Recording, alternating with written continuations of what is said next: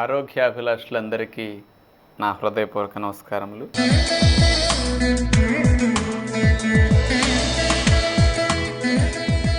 ఈరోజు మనం త్రేన్పులు తగ్గాలంటే ఏం చేయాలో తెలుసుకోబోతున్నాం. ఇది చాలామందికి ఎక్కువగా రోజు త్రేన్పులు వస్తూ చాలా ఇబ్బంది పడుతూ ఉంటారు.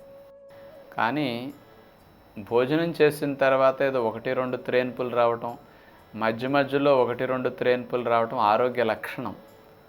ఆ త్రేన్పులు వస్తేనే మనకు జీర్ణక్రియ జరగటానికి తేలికగా ఉంటుందన్నమాట. త్రేన్పు రూపంలో పొట్టలో ఆహారంలో అరిగించేటప్పుడు రిలీజ్ అయిన గ్యాసెస్ ఉంటాయి కదా, ఆ గ్యాసెస్ ఇటు వెళ్ళిపోవటం అన్నమాట. ఆ గ్యాసెస్ తగ్గితే పొట్ట కదలికలు బాగా ఉండి జీర్ణక్రియ చురుగ్గా జరుగుతుందన్నమాట. అదే త్రేన్పు రూపంలో బయటికి రాకుండా ఆ గ్యాస్ పొట్టలోనే పట్టేసి ఉంటే పొట్ట బిగిసిపోతుంది. ఆ బిగిసిన పొట్ట ఆహారం జీర్ణక్రియ చేసుకోవాలి అంటే పొట్ట సంకోచ వ్యాకోచాలు చేసుకుని కదుపుకోవాలి. గ్యాస్ పట్టేసిన పొట్టకి ఇక సంకోచం రాదు. ఇక టైర్ నిండుగా గాలి పెట్టావు, నొక్కితే సొట్ట పడుతుందే. లోపల గ్యాస్ పట్టేసి పొట్ట నిండైందనుకోండి, ఇక ఆహారం కదుపుకోవటానికి ఈ కదలికలకి గ్యాస్ అడ్డు అవుతుందన్నమాట. పొట్టలో మూమెంట్స్ని అరెస్ట్ చేసేస్తాయి గ్యాసెస్. అందుకని త్రేన్పు అనేది వస్తే అమ్మయ్య అనిపిస్తుంది. అలాగే కింద నుంచి ఇంకోటి వచ్చిందనుకోండి, ఎంత హాయిగా ఉంటుంది చూసుకోండి. ఆ గ్యాస్ వెళ్ళినా హాయ్, ఈ గ్యాస్ వెళ్ళినా హాయ్. ఎందుకంటే లోపల ప్రేగుల్లో బెగదీసి ప్రేగుల్లో కదలికల్ని తగ్గించేస్తాయి గ్యాసెస్. అందుకని త్రేన్పు రావటం ఆరోగ్యమే.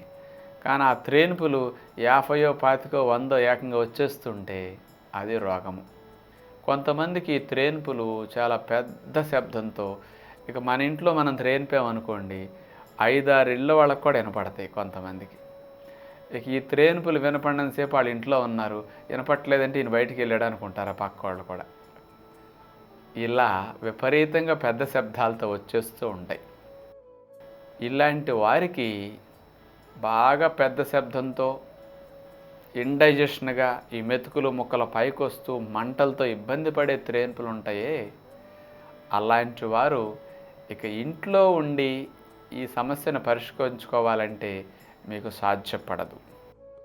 వాళ్ళు ప్రకృతి ఆశ్రమాల్లో చేరి ఎనిమా చేయించుకుని ప్రేగుల్ని క్లీన్ చేసేసి పొట్ట మార్చి 1 వారం 10 రోజులు సెలవు ఇచ్చేసి పొట్టకి ఇక క్లీనింగ్ అయిన తర్వాత మెల్లగా ఆహారాల్లోకి తీసుకొస్తే 100% పోతాయి. అందుకని ఇలాంటి ట్రీట్మెంట్లన్నీ మీకు డాక్టర్ పర్యవేక్షణలో జరగాలి కాబట్టి ఇంట్లో సాధ్యం కాదు. ఇక చాలామందికి త్రేన్పులు విపరీతంగా వచ్చి బేవు అంట పెద్దగా వచ్చేవి, ఎన్ని మందులు వాడినా తగ్గవు. 10 ఏళ్ళు 20 ఏళ్ళ నుంచి 25 ఏళ్ళ నుంచి బాధపడేవారు కూడా ఈ సమస్య ఈ ప్రకృతి విధానంలో 15-20 రోజులుంటే పూర్తిగా పోతుందన్నమాట.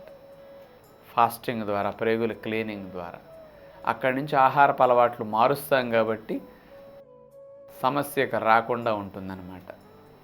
ఇక ఇంత తీవ్రంగా లేకుండా రోజు కొంచెం ఎక్కువ గ్యాస్ పట్టేసి కొంచెం ఒక మాదిరిగా త్రేన్పులు వచ్చి ఇబ్బంది అవుతున్నది, ఇలాంటి త్రేన్పులు తగ్గటానికి మనం ఇప్పుడు కొన్ని సలహాలు చెప్తాం. ఆ ఇంట్లో మీరు మార్చుకుంటే బాగా ఉపశమనం కలుగుతుంది.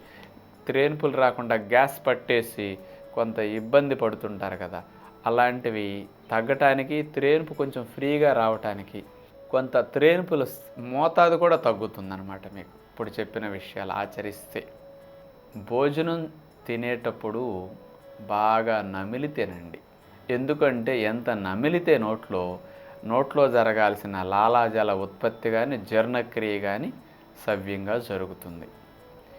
ఇవి ఎంత సవ్యంగా జరిగితే పొట్టకు అంత పని తగ్గుతుంది. ఎప్పుడైతే మీరు సరిగా నమలకుండా మింగేస్తారో పొట్టలో ఎక్కువసేపు ఉంటాయి ఆహారాలు, ఎక్కువసేపు ఉంటే పులిస్తే గ్యాస్ ఎక్కువ వస్తుంది. ఎక్కువ గ్యాస్ అంతా త్రేన్పుల రూపంలో వెళ్ళాలి. అందుకని పొట్టలో డైజెషన్ సవ్యంగా జరగాలంటే ముందు మొదటి దశ డైజెషన్ అయిన నోట్లో డైజెషన్ సవ్యంగా జరగాలి. అందుకని ఈ త్రేన్పులు ఎక్కువగా వచ్చి ఇబ్బంది పడేవారు కొంచెం 1 అరగంట సేపు భోజనం బాగా నమిలి తినాలని ఒక నియమం పెట్టుకోండి. ఇది మొదటిది. రెండోది, తినేటప్పుడు నీళ్లు త్రాక్కండి. తినేటప్పుడు నీళ్లు త్రాగితే జీర్ణాది రసాలు, హైడ్రోక్లోరిక్ యాసిడ్ లాంటివి నీళ్ల వల్ల పలుచగా అయిపోతాయి. పలుచనైన యాసిడ్లు శక్తిని కోల్పోతాయి కాబట్టి త్వరగా ఆహారాన్ని జీర్ణం చేయలేవు. ఆహారం జీర్ణం కాకపోతే ఈ పలుచనైన యాసిడ్లని మళ్ళీ చిక్కగా చేయటానికి మన పొట్ట అదనంగా అంత యాసిడ్ని ఉత్పత్తి చేసి మళ్ళీ పల్చనైన వాటిని చిక్కగా చేసి అప్పుడు తిరిగి అరిగించాలి అంటే ఇంకొక అరగంట గంట ఎక్కువ సమయం పడుతుంది. ఇంకా ఆహారాలు ఎక్కువసేపు పొట్టలో ఉంటే ఎక్కువ గ్యాసెస్ రిలీజ్ అవుతాయి. అందుకని తినేటప్పుడు నీళ్లు త్రాగకూడదు, ఇది గుర్తుపెట్టుకోండి. ఇక ఆహారాన్ని తినేటప్పుడు పొట్టని 75-80% నింపండి, ఒక 20% ఖాళీ పెట్టండి. అప్పుడే డైజెషన్ చురుగ్గా సమర్థవంతంగా జరుగుతుంది. ఆహారాన్ని అరిగించాలంటే పొట్టంచులమట యాసిడ్లు, జీర్ణాద రసాలు అంటే గ్యాస్ట్రిక్ జ్యూసెస్ వస్తాయి. ఈ రసాలు ఆహారం కలవాలి అంటే అంచునమట వచ్చిన రసాలు లోపలికి వెళ్ళాలి, లోపల ఉన్న ఆహారాలు అంచుకు రావాలి. కూర వండేటప్పుడు మీరు గరిటతో కదుపుతారు కదండి, అలా మన పొట్ట ఆటోమేటిక్గా కదుపుకుంటుంది. ఈ కదుపుకోవాలంటే కాస్త ఖాళీ ఉండాలి. గిన్నె నిండా కూర వేస్తే కదుపుకొని ఖాళీ ఉంటుందే, అట్లాగే మనకి ఆహారం కదుపుకోవాలి అంటే కాస్త ఖాళీ ఉండాలి. కాబట్టి 75-80% తినేసి 20% 15% ఖాళీ ఉంచితే జీర్ణక్రియ బాగా జరగటానికి అవకాశం ఉంది. జీర్ణక్రియ బాగా జరిగితే గ్యాసెస్ తక్కువ రిలీజ్ అవుతాయి. ఈ రిలీజ్ అయిన గ్యాసులు కూడా మీకు బిగపట్టి ఇబ్బంది పెట్టకుండా ఫ్రీగా వెళ్ళిపోతాయి. ఇది ఒక కారణం. నెక్స్ట్, ఈ త్రేనుపులు తగ్గాలనుకునేవారు ఒకసారి ఆహారం తింటే 4-5 గంటల వరకు మరోసారి ఆహారం ఏది నోట్లో పెట్టొద్దు. ఈ నియమం చాలా హెల్ప్ చేస్తుంది. కానీ కొంతమంది ఇప్పుడు తింటారు, ఇంకో అరగంట గంటకి ఎవరో చుట్టం వచ్చారని మర్యాద కోసం వాళ్ళకి పెడుతూ వీళ్ళు తింటారు. ఇక ఈలోపు టైం పాస్ అవుతుంది, లేదో కాలక్షేపానికి ఇంకోసారి ఏదైనా వేయచ్చు. ఇట్లా ప్రతి గంట 2 గంటలకు తినేవారికి జీర్ణాశయంలో జీర్ణక్రియ అపసవ్యంగా జరుగుతుంది. అందుకని ఆహారాలు సరిగా అరగకుండా కొత్త ఆహారాలు కలిసేసరికి పులిసి గ్యాసెస్ ఎక్కువ వచ్చి ఎక్కువ త్రేన్పులు వచ్చేస్తుంటాయి అన్నమాట. అందుకని ఒకసారి తిన్నామంటే 4-5 గంటలు మరోసారి తినడానికి వ్యవధి ఉండాలి. ఈలోపే ఆహార పదార్థాలు పూర్తిగా జీర్ణం చేయబడతాయి. అందుకని ఈ నియమం బాగా హెల్ప్ చేస్తుంది. ఉదయం 8-9 టిఫిన్ చేశారు, 1 గంట 2 మధ్యాహ్నం అంతే, ఈలోపు ఆడించొద్దు. మధ్యాహ్నం తింటే సాయంకాలం అంతే, ఇక నోరు ఏమీ ఆడించకుండా ఉంటే మంచిదన్నమాట. ఈ ప్రిన్సిపల్ త్రేన్పు తగ్గటానికి చాలా హెల్ప్ చేస్తుంది. ఇంకొకటి ఇక్కడ ఉంది, నీళ్లను తినేటప్పుడు త్రాగొద్దు, తిన్న గంట తర్వాత త్రాగొద్దు, 2 గంటల సేపు మీరు త్రాగొద్దు. ఆహారం తిన్నాక 2 గంటల తర్వాత మీరు నీళ్ల సీసా తీసుకుని అప్పుడో గ్లాసు అప్పుడో గ్లాసు అప్పుడో గ్లాసులు అట్లా అంచెలంచెలుగా త్రాగుతూ ఉండండి. దీనివల్ల జీర్ణక్రియకి ఆటంకం ఉండదు, త్వరగా జీర్ణక్రియ జరుగుతుంది. ఈ పొట్టల ఆహారం కిందకి వెళ్ళిపోయి పొట్ట ఖాళీ అవుతుంది. మీరు తాగిన నీళ్ళు ఈ పొట్టని కడిగేయటం ద్వారా పొట్టలో ఈ యాసిడ్స్ కానీ జీర్ణాద రసాలు వాష్ అయ్యి ఇక గ్యాసెస్ రిలీజ్ కావన్నమాట. తిన్న 2 గంటల తర్వాత నుంచి అంచెలంచెలుగా నీళ్లు త్రాగటం అనేది పొట్టను కడగటానికి ఉపయోగపడే గ్యాసెస్ ఉత్పత్తి తగ్గించడానికి సహకరిస్తుంది అన్నమాట. మరి ఇలాంటి టెక్నిక్స్ మీకు ఎక్కువ ఉపయోగపడతాయి.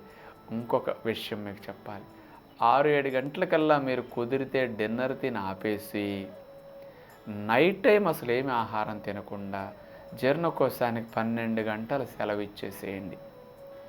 ఎప్పుడైతే జీర్ణకోశం 12 గంటల పాటు విశ్రాంతిగా ఉంటుందో ఆహారం లేనందువల్ల ఆహారం అవసరం అవుతుంది ఉదయానికి మన శరీరానికి. అందుకని రాని రాని రాని అనే డిమాండ్ లోపల నుంచి మొదలవుతుంది. అలా డిమాండ్గా ఉన్నప్పుడు మనం ఆహారం తింటే అరుగుదల చాలా స్పీడ్గా ఉంటుంది. ఇష్టమైన వ్యక్తులు ఇంటికి రండి రండి రండి అని మా ఇంటికి బతిమాలేటప్పుడు మీరు వెళ్తే చూడండి, గుమ్మంలో నుంచిన స్వాగతం పలుకుతారు, మీకు దగ్గరుండి ఎన్ని మర్యాదలు చేస్తారు.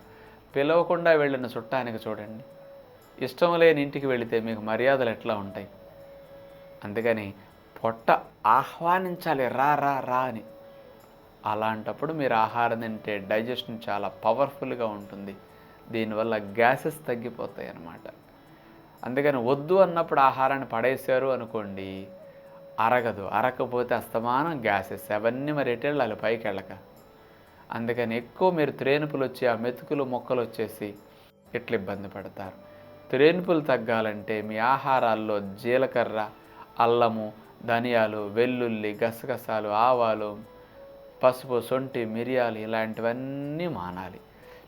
ఇవన్నీ ఇర్రెగ్యులర్గా ఎక్కువ యాసిడ్స్ని ఉత్పత్తి చేసి ఎక్కువ గ్యాసెస్ తయారయ్యేటట్టు చేస్తాయి అన్నమాట. అందుకని మీరు మసాలా ఫుడ్ తిన్నప్పుడు నేను చెప్పిన తప్పు అనుకోకుండా చూసుకోండి. ఎక్కువ గ్యాసెస్ వచ్చి మీరు ఇబ్బంది పడతారు, పైకి ఎగదన్నుతాయి ఇవన్నీ. Irregular juices formation, irregular acid formation ఈ అల్లం, ధనియాలు, వెల్లుల్లి ఇవన్నీ చేసేస్తుంటాయి అన్నమాట. ఇలాంటివి ఎంత దూరం చేస్తే రోజు అంత హాయిగా ఉంటాం అన్నమాట.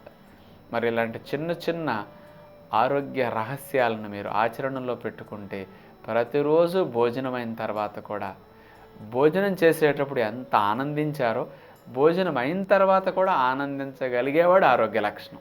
అలాంటి వారే ఆరోగ్యవంతులు. మరి ఎంత హాయిగా ఉంటుంది చూడండి ఇలాంటి నియమాలు పాటిస్తే. అందుకని తినేటప్పుడు ఎంతో బాగుంటుంది, ఆ బాధలన్నీ తర్వాత అనుభవిస్తుంటారు పాపం చాలామంది. అందుకని మనం తిన్నాక కూడా సుఖంగా ఉండాలంటే కొన్ని నియమాలు ఆచరిస్తే బాగుంటుంది. కాబట్టి ఇలాంటివి మీ దినచర్యలో భాగంగా చేసుకుంటారని అందరినీ కోరుకుంటూ తదుపరి కార్యక్రమంలో మళ్ళా కలుద్దాం. అందరికీ సెలవు. నమస్కారం.